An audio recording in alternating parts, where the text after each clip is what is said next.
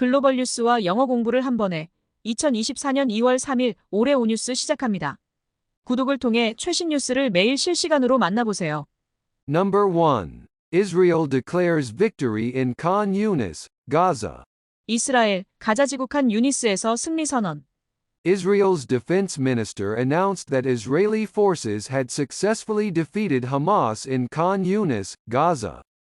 The intense conflict led to the reported death of 10,000 Hamas fighters and the wounding of another 10,000. The victory follows a series of military operations aimed at dismantling Hamas' stronghold in the city. Ground troops and airstrikes played a crucial role in the operations, targeting Hamas militants and infrastructure.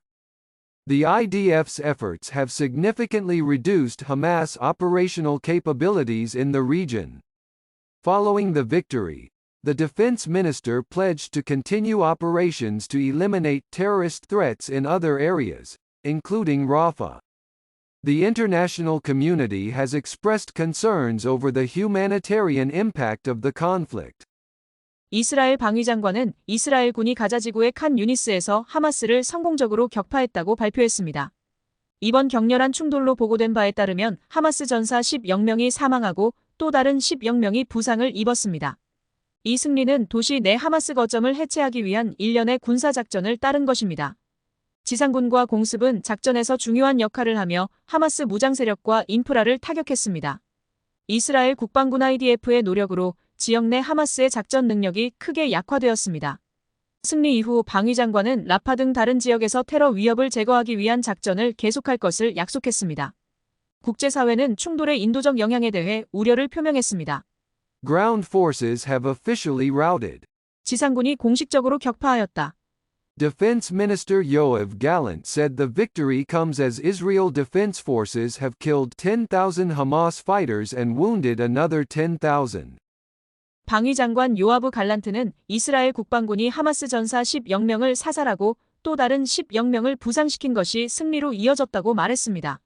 Number 2. Hanoi halts flights due to worsening air pollution.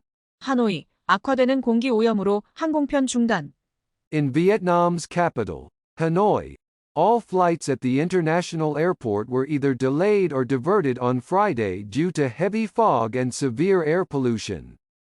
An airport official confirmed the disruptions, highlighting the city's ongoing struggle with environmental quality.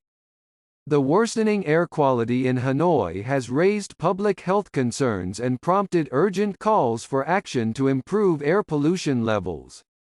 The incident underscores the broader environmental challenges faced by urban centers in Southeast Asia. Authorities are examining the causes of the pollution spike and exploring measures to mitigate its impact.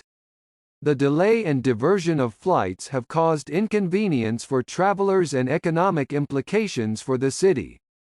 Environmentalists are urging for sustainable solutions to prevent future occurrences of such pollution-related disruptions.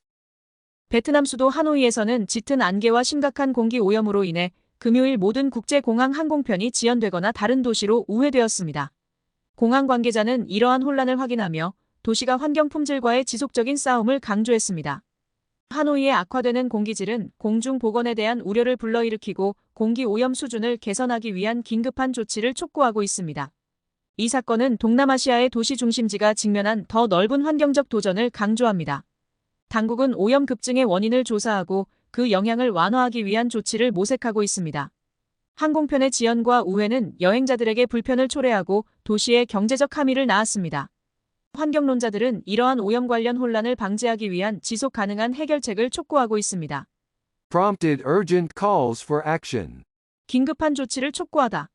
The worsening air quality in Hanoi has raised public health concerns and prompted urgent calls for action to improve air pollution levels. 하노이의 악화되는 공기질은 공중 보건에 대한 우려를 불러일으키고 공기 오염 수준을 개선하기 위한 긴급한 조치를 촉구하고 있습니다.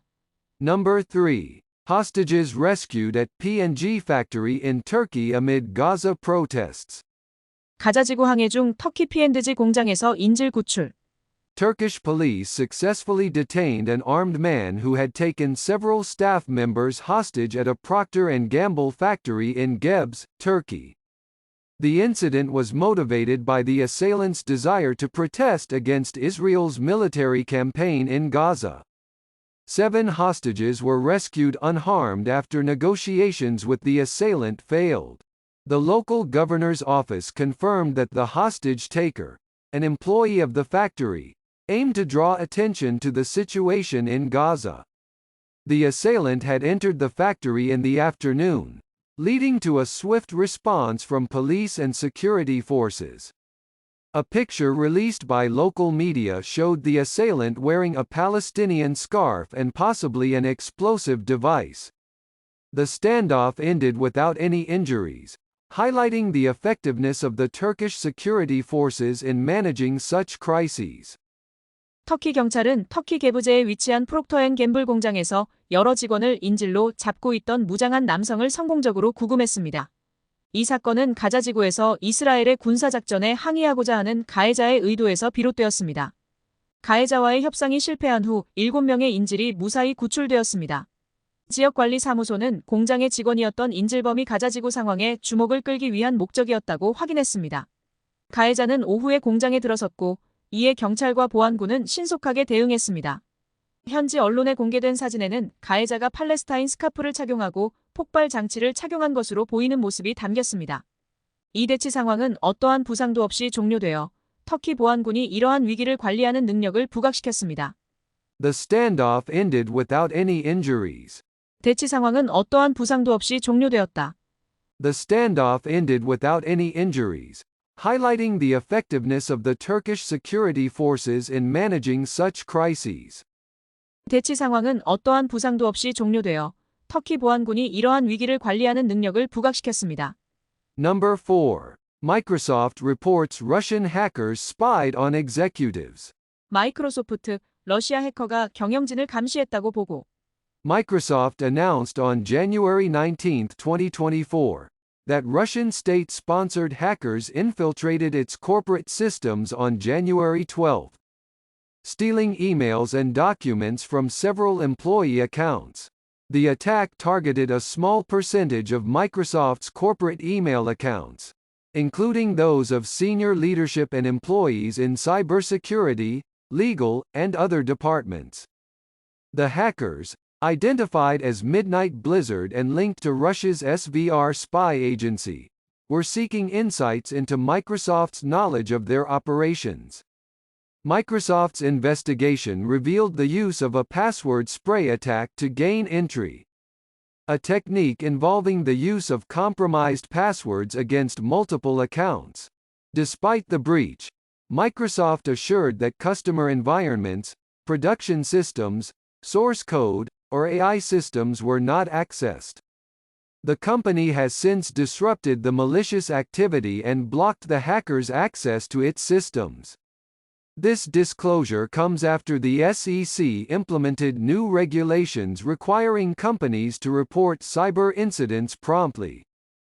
마이크로소프트는 1월 12일에 러시아 국가 후원 해커들이 그들의 기업 시스템을 침투하여 여러 직원 계정에서 이메일과 문서를 훔쳤다고 발표했습니다. 이 공격은 마이크로소프트의 기업 이메일 계정 중 소수, 그 중에서도 고위 리더십 및 사이버 보안, 법무, 그리고 다른 부서의 직원들을 대상으로 했습니다. 해커들은 미드나잇 블리자드로 식별되었으며 러시아 SVR 스파이 기관과 연결되어 있으며 마이크로소프트가 그들의 작전에 대해 얼마나 알고 있는지를 알아내려고 했습니다. 마이크로소프트의 조사는 해커들이 여러 계정에 대해 동일한 손상된 비밀번호를 사용하는 비밀번호 스프레이 공격을 사용하여 접근했다는 것을 밝혀냈습니다. 이 침해에도 불구하고 마이크로소프트는 고객 환경, 생산 시스템, 소스 코드 또는 AI 시스템에는 접근하지 못했다고 확신했습니다. 이 회사는 이후 악의적인 활동을 중단시키고 해커들의 시스템 접근을 차단했습니다. 이러한 공개는 SEC가 기업들에게 사이버 사건을 신속하게 보고하도록 요구하는 새로운 규정을 시행한 후 나왔습니다. Password spray attack. 비밀번호 스프레이 공격. The company said the hackers used a password spray attack, starting in November 2023 to breach a Microsoft platform. 회사는 해커들이 2023년 11월부터 비밀번호 스프레이 공격을 사용하여 마이크로소프트 플랫폼을 침해했다고 말했습니다.